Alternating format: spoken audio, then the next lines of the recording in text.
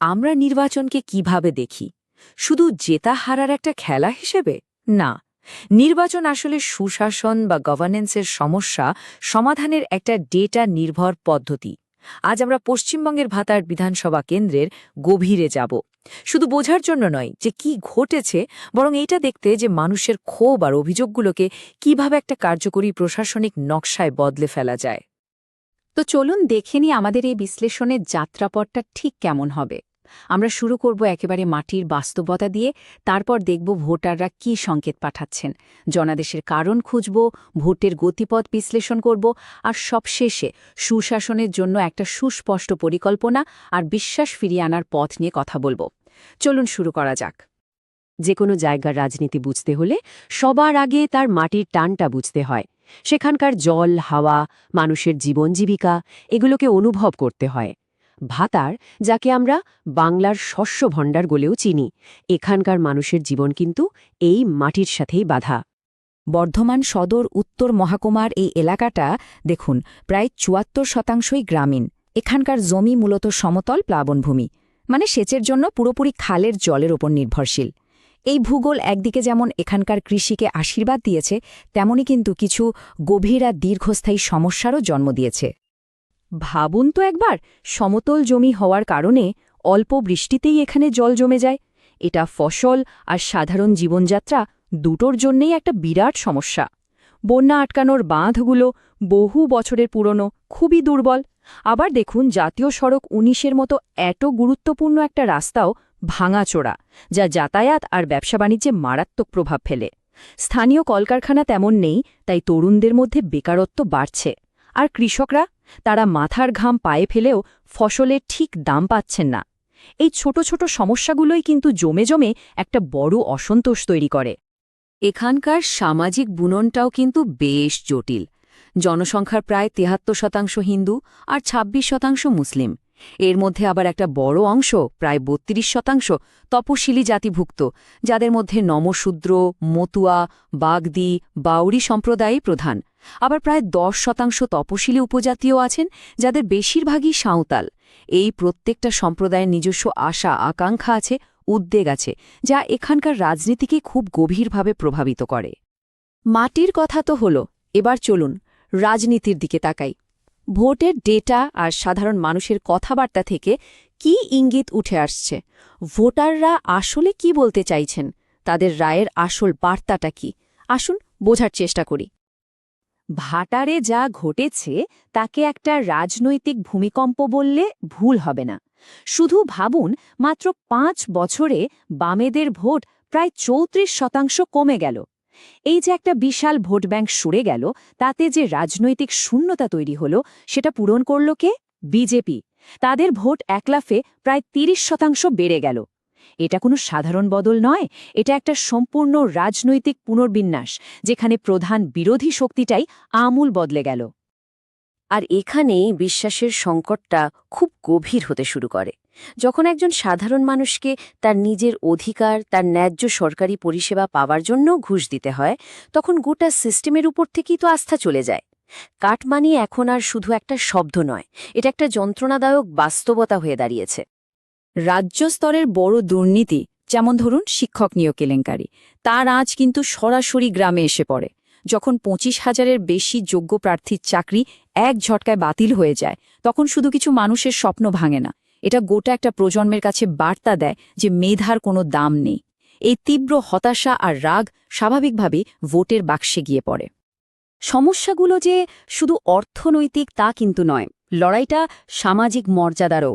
যখন একটা দলিত পরিবারকে মন্দিরে ঢুকতে বাধা দেওয়া হয়, বা যখন মতুয়া ও নামাশূদ্রদের মতো সম্প্রদায়কে নিজেদের নাগরিকত্ব নিয়ে গভীর উদ্বেগের মধ্যে থাকতে হয়, তখন লড়াইটা আর শুধু ভাত কাপড়ে থাকে না, সেটা আত্মসম্মানের লড়াই হয়ে দাঁড়ায়।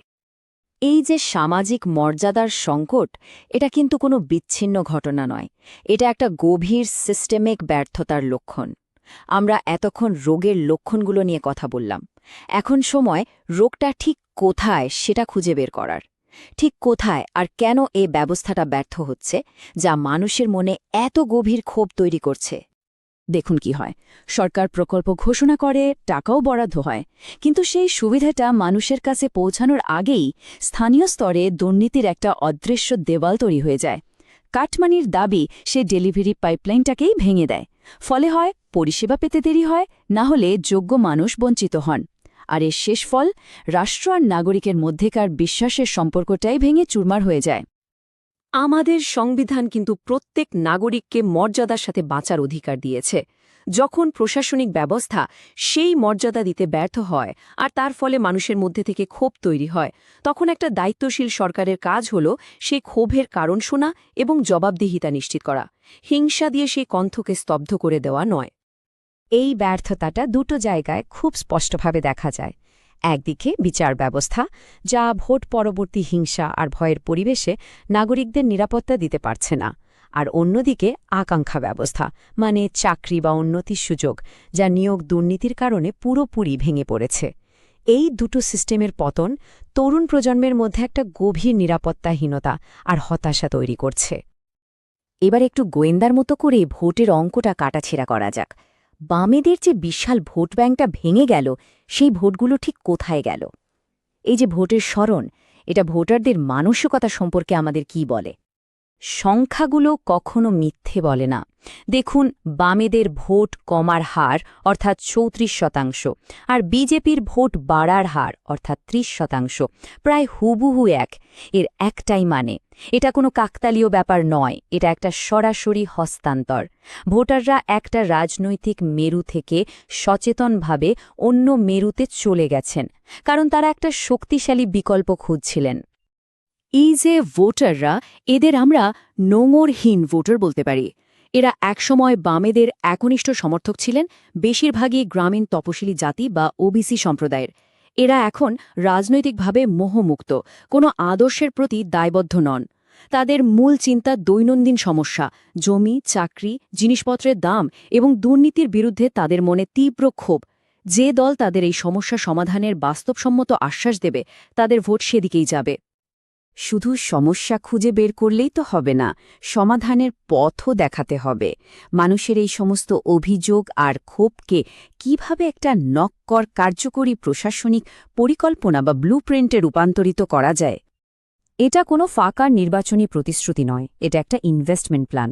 প্রতিটি প্রস্তাবের পাশে তার আনুমানিক খরচ আর জনগণের জন্য তার রিটার্ন অন ইনভেস্টমেন্ট বা ROI দেয়া আছে। যেমন ধরুন, ৬০ কোটি টাকা খরচ করে সেচ ব্যবস্থার উন্নতি করলে ফসলের ফলন ৩০% পর্যন্ত বাড়তে পারে। ৪৫ কোটি টাকা রাস্তাঘাটের জন্য খরচ করলে মানুষের যাতায়াতের সময় ২০% কমতে পারে। আর মাত্র ১০ কোটি টাকায় একটি বৃত্তিমূলক প্রশিক্ষণ কেন্দ্র তৈরি করলে প্রতি বছর ২০০ জন তরুণের কর্মসংস্থানের ব্যবস্থা হতে পারে। এটাই সুশাসন, প্রতিটি টাকা যেন মানুষের জীবনে বাস্তব পরিবর্তন আনে। যখন আমরা ডেটা নির্ভর শাসনের কথা বলি, তখন একটা বিষয় মাথায় রাখা খুব জরুরি: মানুষের ব্যক্তিগত তথ্যের গোপনীয়তা এবং সম্মতি। মানুষের তথ্য একটা পবিত্র আমানত। ভারতের আইন অনুযায়ী এই তথ্য শুধুমাত্র মানুষের জীবনযাত্রার মান উন্নয়নের জন্য তাদের সম্মতি নিয়ে এবং খুব যত্ন সহকারে ব্যবহার করা উচিত, তাদের দুর্বলতার সুযোগ নেওয়ার জন্য নয়। আমাদের এই পুরো আলোচনার কেন্দ্রে কিন্তু একটাই শব্দ: বিশ্বাস। নেতা আর সাধারণ মানুষের মধ্যে যে বিশ্বাসের সম্পর্কটা ভেঙে গেছে, সেটাকে কিভাবে আবার জোড়া লাগানো যায়, সেটাই মূল কথা। এই প্রশ্নটা আমাদের সবাইকে একটু থামিয়ে ভাবতে বাধ্য করে। যদি সমাজটাই বিভক্ত থাকে, মানুষের মধ্যে বিশ্বাস না থাকে আর ব্যবস্থাটাই ভেঙে পড়ে, তাহলে শুধু নির্বাচনে জেতার কি আদৌ কোনো অর্থ আছে? নিছক ক্ষমতা দখল করাই কি একটা নির্বাচনের একমাত্র উদ্দেশ্য হতে পারে? না, নির্বাচনের আসল উদ্দেশ্য হল একটা সেতু তৈরি করা, মানুষের কষ্ট, অভিযোগ আর আকাঙ্ক্ষার সাথে সুশাসনের একটা বাস্তবসম্মত আর কার্যকরী কর্মসূচির মেলবন্ধন ঘটানো। এটাই গণতন্ত্রের আসল শক্তি আর রাজনীতির সর্বোচ্চ উদ্দেশ্য।